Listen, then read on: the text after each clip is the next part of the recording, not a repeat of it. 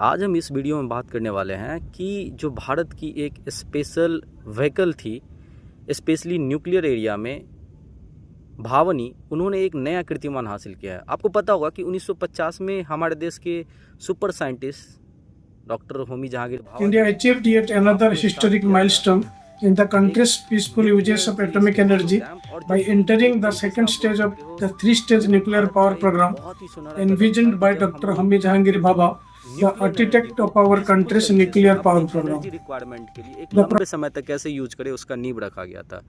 तो अभी तक हमारे पास जो है ना, जो कलपक्कम में न्यूक्लियर रिएक्टर बना, उसकी जो सेकंड स्टेज इस हमारे न्यूक्लियर पावर प्रोग्राम का था, वो क्रिटिकलिटी जो है ना वो अचीव कर लिया। अब देखो, क्रिटिकलिटी अचीव करने का जो एक बेसिक मीनिंग होता है वो ये होता है कि हम लोग जो है, हमारी जो वो न्यूक्लियर रिएक्टर में जो चेन रिएक्शन वो सस्टेनेबल तरीके से चलती रही। जितने भी रिएक्टर्स हैं वो प्रेशराइज्ड हैवी वाटर रिएक्टर्स हैं। और सेकंड स्टेज की क्या है, अभी हम लोगों ने उसमें क्रिटिकलिटी हासिल की। और थर्ड स्टेप वो थोरियम बेस्ड होगी। अब इंपॉर्टेंट बात ये है कि देखो, जो जनरली अभी जो हमारे प्रेशराइज्ड हैवी वाटर रिएक्टर्स है उसमें यूरेनियम का यूज किया जाता है, नेचुरल यूरेनियम का एज अ फ्यूल।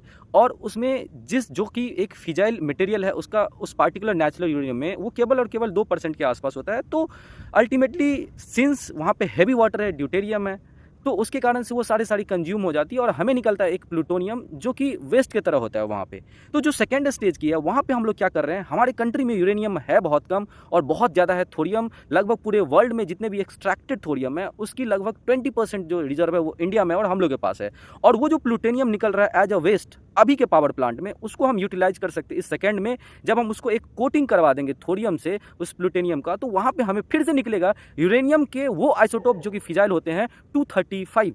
और वेस्ट मतलब अभी जिस स्टेज के लिए हम लोग यहाँ पे आगे बढ़े हैं उसकी जो वेस्ट होगी वो फिर से वही यूरेनियम निकलने वाला है जिसका यूज हम लोग अभी के फर्स्ट वाले प्रेशराइज्ड हैवी वाटर वाले में कर रहे हैं। तो सेकेंड स्टेज की वेस्ट जब हम लोग थर्ड में फिर से थोरियम का एक तरीके से आप कवर करके ब्लैंकेट करके यूज करेंगे, तो हमें फिर से थर्ड स्टेज में क्या मिलेगा, इलेक्ट्रिसिटी। तो कहने का मतलब ये जो एक पूरा साइकिल, क्लोज साइकिल वाली सेकेंड स्टेज में क्या होता है कि एक फास्ट ब्रीडिंग रिएक्टर होता है। ब्रीडिंग का मतलब है कि इस स्टेज की सबसे इंपॉर्टेंट क्या है कि जितना वो रिएक्टर कंज्यूम करता है उससे ज़्यादा इलेक्ट्रिसिटी प्रोवाइड करने की कैपेसिटी रखता है। मतलब वो फिर से यूरेनियम 235 बना देता है जिसका क्षमता कहीं ज़्यादा हो जाता है आपको इलेक्ट्रिसिटी जनरेशन करने में। कि आपको ये शॉर्ट्स अच्छा लग रहा हो, और अगर अच्छा लग रहा है तो प्लीज़ हमारे चैनल को सब्सक्राइब कीजिए। Thank you so much for watching this video.